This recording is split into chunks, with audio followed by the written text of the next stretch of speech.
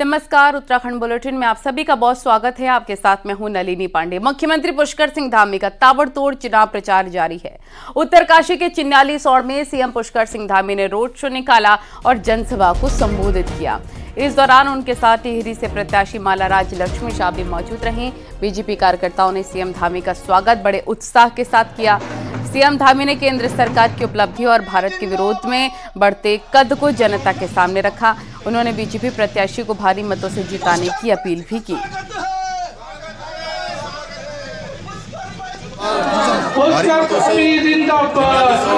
हमारी यमुनोत्री विधानसभा, पूरी लोकसभा, टिहरी, 5 सीटें हम लोग भारी बहुमत से यहाँ पर जीत रहे हैं और सब लोग मोदी जी को तीसरी बार प्रधानमंत्री बनाने के लिए स्वयं आगे आकर काम कर रहे हैं। जनता ने चुनाव अपने हाथ में ले लिया है और इस बार का चुनाव बहुत रिकॉर्ड तोड़ मतों से जीतेंगे।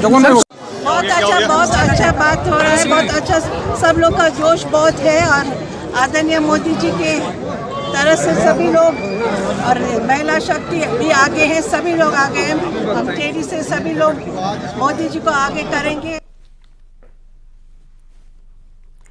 मुख्यमंत्री पुष्कर सिंह धामी ने हरिद्वार में भी जनसभा की और त्रिवेंद्र सिंह रावत के लिए वोट की अपील की है। हरिद्वार ग्रामीण विधानसभा में हुए कार्यक्रम में सीएम धामी पहुंचे। इस दौरान सांसद रमेश पोखरियाल निशंक समेत बीजेपी के तमाम नेता भी मौजूद रहे। सीएम धामी ने भारी वोट से बीजेपी प्रत्याशी त्रिवेंद्र सिंह रावत को जिताने की अपील भी की है। समाज में जो अपना स्थान रखते हैं, निश्चित रूप से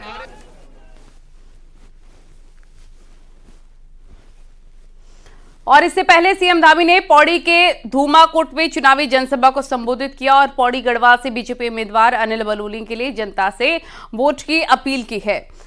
इस दौरान सीएम धामी ने कहा कि लोकसभा चुनाव में बीजेपी की बम्पर जीत होगी। मुख्यमंत्री ने कांग्रेस पर जमकर निशाना साधा। सीएम धामी ने कहा, कांग्रेस ने उत्तराखंड के लाल बिपिन रावत के शौर्य पर सवाल उठाए और उन्हें गली का गुंडा तक कहा। सीएम ने यह भी कहा कि कांग्रेस को सैनिकों के शौर्य पर यकीन नहीं, इसलिए कांग्रेस ने सर्जिकल स्ट्राइक के सैनिकों के सबूत मांगे। सीएम धामी बोले, कांग्रेस ने अपने शासनकाल में सैनिकों की तरफ कभी ध्यान नहीं दिया और कांग्रेस ने कभी सैनिकों को अच्छी वर्दी तक नहीं दी। हमारी राष्ट्र की सरकार और मैं आभार व्यक्त करना चाहता हूं धुमाकोट की ओर से और बीजेपी के पौड़ी लोकसभा प्रत्याशी अनिल बलूनी मंगलवार शाम को रामनगर पहुंचे। यहां उन्होंने मोहान से आमडंडा तक जनसंपर्क किया और इस दौरान वो गर्जिया मंदिर भी गए, जहां पूजा करने के बाद वो गर्जिया के अग्नि पीड़ितों से मिले भी, जिनकी दुकानें कल आग में स्वाहा हो गई थी। अनिल बलूनी ने कहा कि मेरी किस्मत में गढ़वाल की समस्याएं आई हैं, मैं गढ़वाल के सभी समस्याओं का समाधान करूंगा। सारी जितनी समस्याएं हैं वो सब मेरी किस्मत में लिखा ठीक करना, तो हम जरूर करेंगे सबको। और इस इलाके में जितनी भी समस्या रहेगी, गढ़वाल लोकसभा जिसमें हमारा रामनगर भी आता है, इसमें कोई समस्या नहीं रहेगी। सबका समस्याओं का समाधान करेंगे, सब मिलजुल के करेंगे और इसको देश की नंबर 1 लोकसभा बनाएंगे। उत्तराखंड को विकसित उत्तराखंड बनाएंगे, विकसित गढ़वाल लोकसभा बनाएंगे और यहाँ पर पलायन को रोकेंगे, बेरोजगारी को रोकेंगे, सब काम करेंगे। और केंद्रीय मंत्री वीके सिंह रुड़की पहुंचे, प्रबुद्ध सैनिक सम्मेलन में शिरकत की है। इस मौके पर मंत्री गणेश जोशी भी कार्यक्रम में मौजूद रहे और इसके साथ ही वीके सिंह ने कहा कि मुझे पूरी आशा है कि देश की दशा और दिशा में युवा बीजेपी का सहयोग करेंगे। वहीं मंत्री गणेश जोशी ने कहा है कि सैनिक का पुत्र त्रिवेंद्र सिंह रावत हरिद्वार लोकसभा का प्रत्याशी है, इसीलिए हमारी जीत सुनिश्चित है।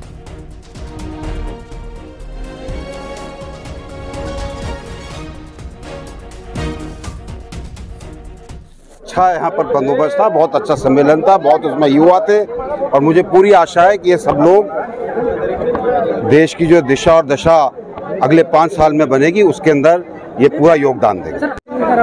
देखिए, जिस भारी संख्या में पूर्व सैनिक, उनके परिजन और प्रबुद्ध लोग यहाँ पर हैं और आज सैनिक का पुत्र त्रिवेंद्र सिंह रावत जो यहाँ का प्रत्याशी है, उनकी जीत सुनिश्चित है और ये विधानसभा एक नया आयाम स्थापित करने वाली है।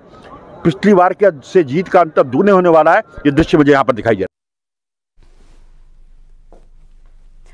चुनाव प्रचार में और धार देने के लिए कांग्रेस ने उत्तराखंड की 100 सदस्यीय चुनाव प्रचार समिति का गठन किया है, जिसमें प्रचार समिति का चेयरमैन प्रीतम सिंह को बनाया गया है, जबकि हीरा सिंह बिष्ट को चेयरमैन बनाया गया है। और इसके साथ ही प्रदेश अध्यक्ष करण माहरा, नेता प्रतिपक्ष यशपाल आर्य और वरिष्ठ कांग्रेस नेता हरीश रावत भी शामिल हैं। कांग्रेस इन नेताओं के जरिए छोटी नुक्कड़ सभाएं भी करवा रही है, जिससे जनता के बीच आसानी से पहुंचा जा सके और जनता से सीधा संवाद किया जा सके। प्रचार समिति में कई ऐसे नेता शामिल हैं जो लगातार बूथ स्तर पर जाकर कांग्रेस के लिए प्रचार में जुटे हैं।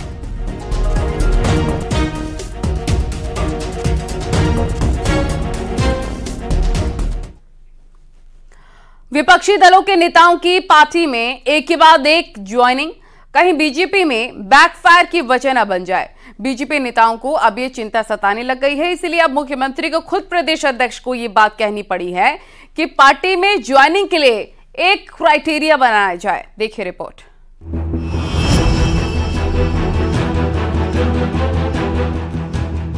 बहुत ज़्यादा लोग आ गए हैं, 15,000 के लगभग लोगों ने अभी तक, विभिन्न दलों के लोगों ने भारतीय जनता पार्टी की सदस्यता ले ली है। लेकिन मैंने अपने प्रदेश अध्यक्ष जी से अनुरोध किया है कि अब आगे जो भी ज्वाइनिंग करें, अनुरोध किया है मैंने अध्यक्ष जी से कि कोई एक थोड़ा स्क्रीनिंग कर लें, कोई क्राइटेरिया बना लें, उसके बाद ही सब करें।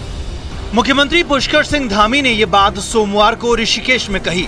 दरअसल पार्टी का दावा है कि 15,000 से ज्यादा नेता और कार्यकर्ताओं को अब तक बीजेपी में शामिल कराया जा चुका है।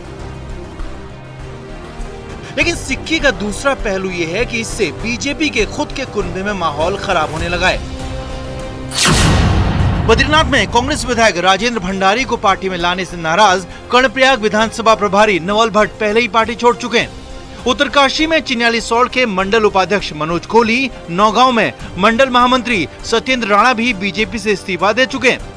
लोहाघाट में कांग्रेस विधायक खुशहाल अधिकारी के भतीजे आनंद अधिकारी को बीजेपी में शामिल करने से पार्टी के पूर्व विधायक पूरन फर्त्याल भी गुस्से में।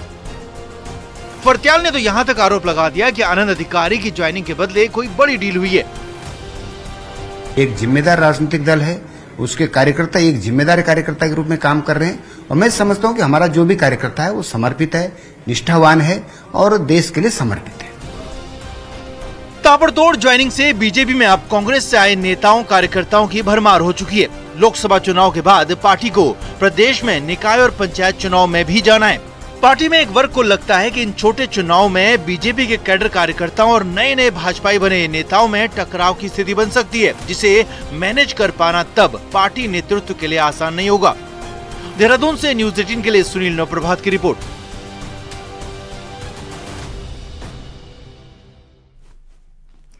उत्तराखंड में बीजेपी के 4 स्टार प्रचारकों के दौरे तय हो गए हैं। राजनाथ सिंह की उत्तराखंड में 3 जनसभाएं होंगी। 12 अप्रैल को गौचर, लोहाघाट, काशीपुर में राजनाथ की सभा होगी। यूपी के सीएम योगी आदित्यनाथ और 13 और 14 अप्रैल को रैली करेंगे। 13 को हल्द्वानी में योगी की रैली होगी, जबकि 14 अप्रैल को श्रीनगर और रुड़की में जनसभा होगी। गृह मंत्री अमित शाह 16 अप्रैल को कोटद्वार में रोड शो करेंगे, जबकि केंद्रीय मंत्री स्मृति ईरानी 14 अप्रैल को जनसभा करेंगी। स्मृति ईरानी गोपेश्वर, उत्तरकाशी और रामनगर में जनसभा करेंगी।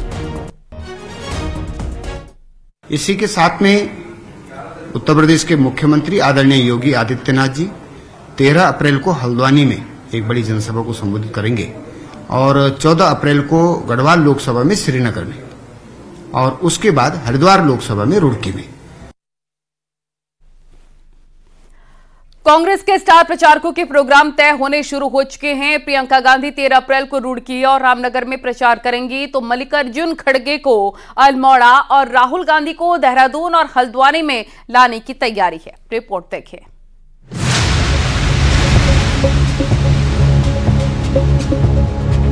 11 अप्रैल से चुनाव प्रचार का आखिरी हफ्ता शुरू हो जाएगा, तो कांग्रेस स्टार प्रचारकों के प्रोग्राम तय करने में जुटी है।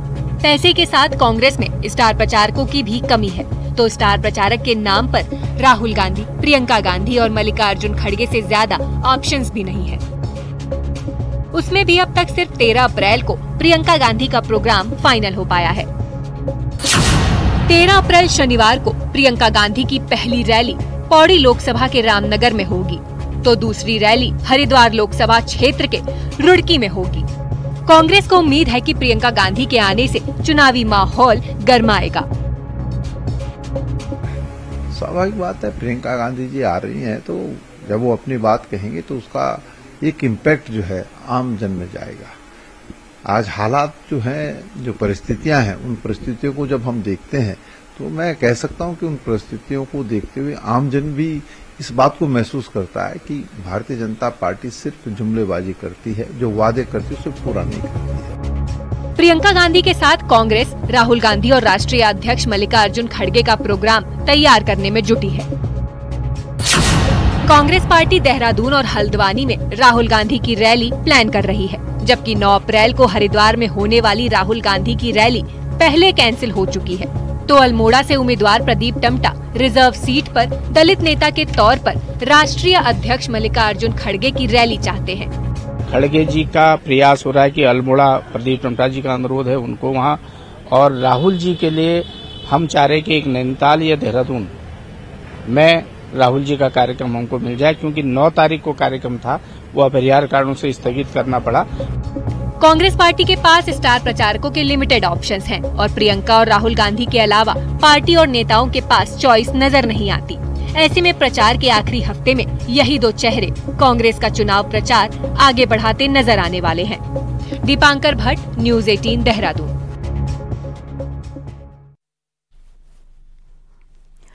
ऋषिकेश में 11 अप्रैल को होने वाली प्रधानमंत्री मोदी की रैली को लेकर तैयारियां जोरों पर हैं। सुरक्षा व्यवस्था के भी व्यापक इंतजाम किए गए हैं।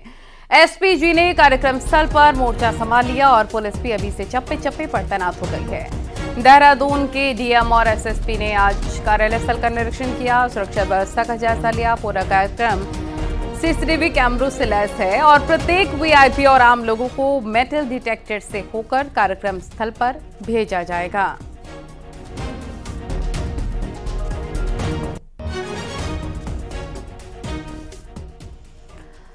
कांग्रेस वैसे तो चुनावी बजट की कमी से जूझ रही है, लेकिन इसके बावजूद उसके प्रत्याशी कार्यकर्ताओं की सेहत का पूरा ध्यान रख रहे हैं, वो भी तरह तरह का स्वादिष्ट भोजन कराकर। कैसे, इस रिपोर्ट में देखिए।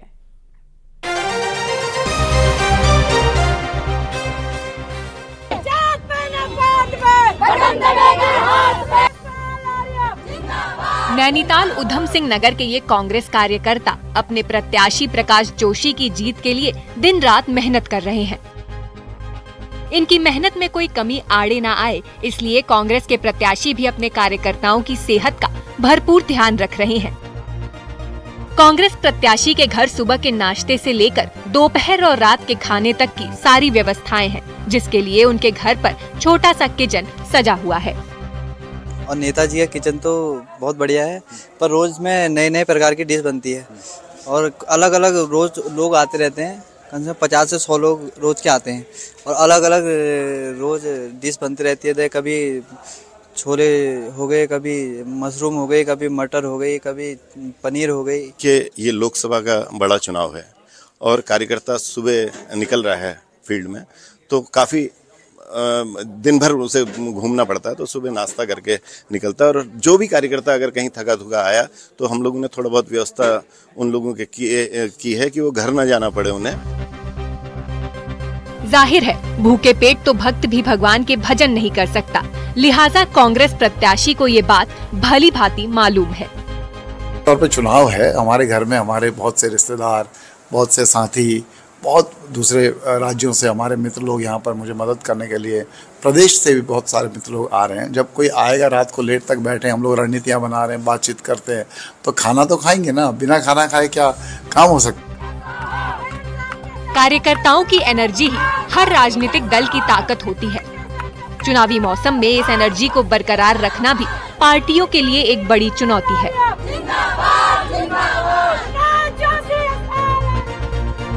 हल्द्वानी से न्यूज़ 18 के लिए शैलेंद्र नेगी की रिपोर्ट। पौड़ी गढ़वाल से बीजेपी प्रत्याशी अनिल बलूनी ने पहली बार निजी हमलों पर अपनी चुप्पी तोड़ दी है। न्यूज़ 18 के मैनेजिंग एडिटर रमेश देवगन से बातचीत में उन्होंने अपने और अपने परिवार पर हो रहे निजी हमलों पर पहली बार चुप्पी तोड़ते हुए कांग्रेस प्रत्याशी पर करारा हमला बोला। अनिल बलूनी ने और भी बहुत सारी बातें की हैं। उन्होंने बताया कि कैसे वो चुनाव प्रचार करते हैं, प्रचार के दौरान क्या खाते हैं, जनता का उनको कितना प्यार मिल रहा है। आप भी देखिए पौड़ी गढ़वाल से न्यूज़ 18 के मैनेजिंग एडिटर रमेश देवगन की ग्राउंड जीरो से रिपोर्ट।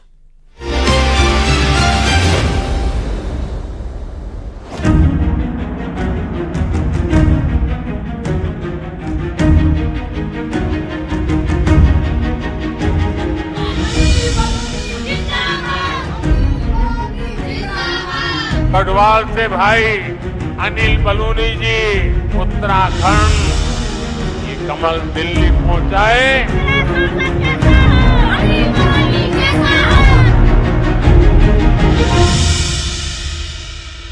नमस्कार व्यूअर्स, मैं हूं अमीश देवगन और इस समय मैं मौजूद हूं उत्तराखंड में, जिसे देवभूमि भी कहा जाता है। वो भूमि जो तर्पण और अर्पण की भूमि है। और मेरे साथ मौजूद हैं भारतीय जनता पार्टी के हैवी वेट मीडिया हेड है, भारतीय जनता पार्टी के राज्यसभा सांसद रह चुके हैं और मौजूदा में लोकसभा प्रत्याशी हैं पौड़ी गढ़वाल से। बलूनी साहब, स्वागत है आपका। बहुत धन्यवाद।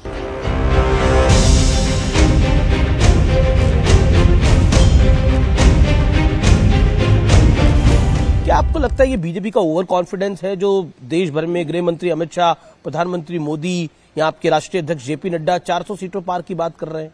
पिछली बार हमने कहा 300 पार तो 303, इस बार 400 पार तो 404 तो होगा ही होगा। अजय भट्ट ने एक कार्यक्रम में बोला, जो मैंने सोशल मीडिया पे उसको काफी वो वायरल हो रहा है, कि आप मोदी जी के राइट हैंड है और अमित शाह के लेफ्ट हैंड है। तो ये राइट एंड लेफ्ट का कॉम्बिनेशन क्या है? यानी आप ओपनिंग बैट्समैन है भारतीय जनता पार्टी के? नहीं, देखिए क्या है, हमारे यहाँ तो प्रत्येक कार्यकर्ता और प्रत्येक प्रत्याशी वो मोदी जी का राइट हैंड भी है, अमित भाई का लेफ्ट हैंड भी है।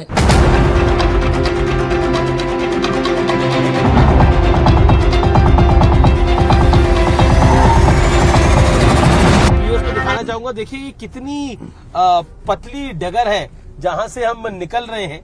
और उत्तराखंड में ये जो सीट है, ये वाकई एक कठिन सीट मानी जाती है भौगोलिक दृष्टि के लिहाज से।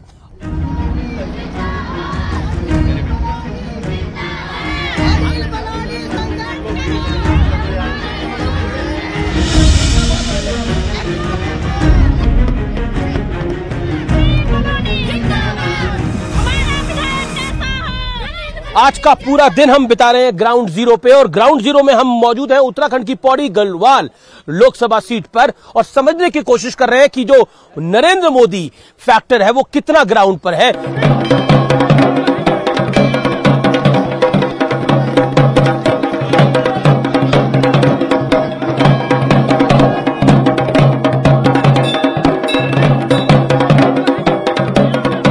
हम पहुंच गए हैं घंटाकरण देवता के द्वार पर। यहां पर कहते हैं कि जो मनोकामना मांगी जाती है वो पूरी होती है।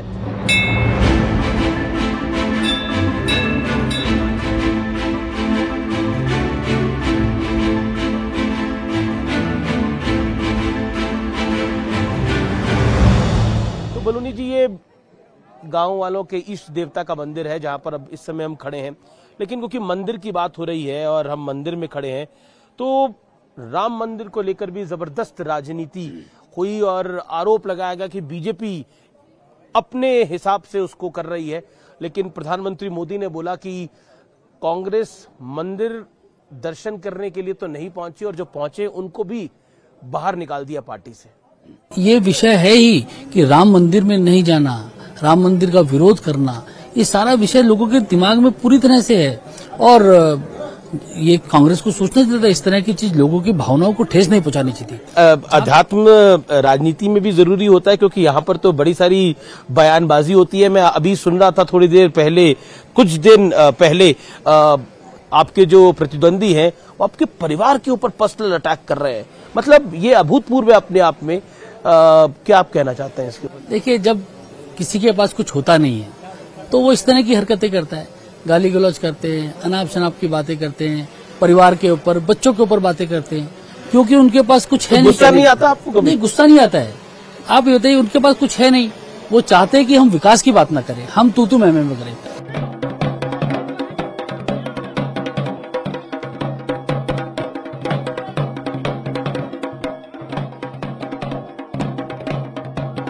तो ये मंडुए की रोटी हम खा रहे हैं, मोटा अनाज जिसे मिलेट्स कहते हैं। अब मैं अपने दर्शकों के लिए, व्यूअर्स के लिए बता दूं तो अनिल भाई, इसी तरह का खाना आपको पसंद है? और यहाँ तो बर्तन भी सब पत्तल के हैं। मैं आपको आनंद आ रहा है? सच बताऊं जी, मैं जब बाहर भी रहता हूँ तब भी मिलेट खाता हूँ।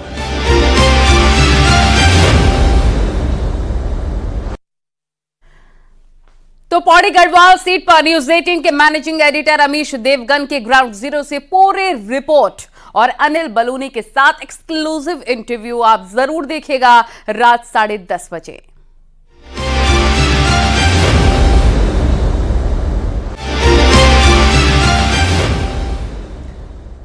बहरहाल खबरों में आगे बढ़ते हैं। नवरात्रि के पावन पर्व पर आज गंगोत्री धाम के कपाट खोलने की शुभ मुहूर्त निकाल दी गई है। 10 मई को अक्षय तृतीया के पावन पर्व पर 12:25 पर गंगोत्री धाम के कपाट खोले जाएंगे और मां गंगा की उत्सव डोली 9 मई को 12:20 पर मुकबा से गंगोत्री धाम के लिए रवाना होगी।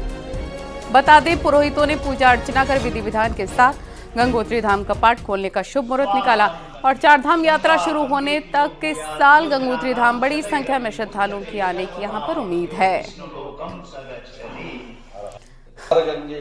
इस वर्ष के पंचांगानुसार मां भगवती गंगे के कपाट दिनांक 10 मई 2024 को 28 प्रविष्टा वैशाख बार शुक्रवार को अभिजित मुहूर्त में 12:25 पर भगवती गंगे के कपाट का जो समय रहेगा। और नैनीताल से खबर, यहां पर बेताल घाट से ऊंचकोट के पास भीषण सड़क हादसा हुआ है। एक बेकाबू बोलेरो गहरी खाई में गिरी जिसमें कार सवार 8 लोगों की दर्दनाक मौत की खबर है, जबकि 2 लोग गंभीर रूप से घायल हैं जिन्हें स्थानीय लोगों की मदद से रेस्क्यू के लिए इलाज के लिए हल्द्वानी से सुशीला तिवारी अस्पताल भर्ती कराया गया। मृतकों में एक स्थानीय ड्राइवर जबकि 7 नेपाली मूल के मजदूर जो काम पूरा करके टनकपुर के लिए लौट रहे थे। हादसे के कारणों की जांच में पुलिस जुट गई है।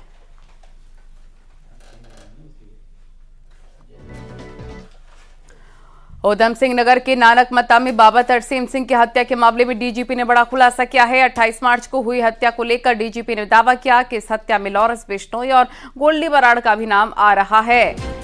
डीजीपी ने कहा कि मामला सिर्फ प्रॉपर्टी का नहीं बल्कि कहीं आगे का भी मामला है।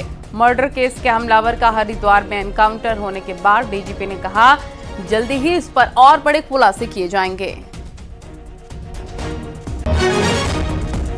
अभी तक इस घटना में 11 लोग प्रकाश में आए थे, जिसमें कि एक कल रात इस पुलिस मुठभेड़ में मारा गया है। एक जो हत्या करने वाला था वो अभी भी फरार चल रहा है। उसके अलावा 7 लोगों को हमने गिरफ्तार किया है और 3 लोग और हैं जिनकी अभी गिरफ्तारी शेष है।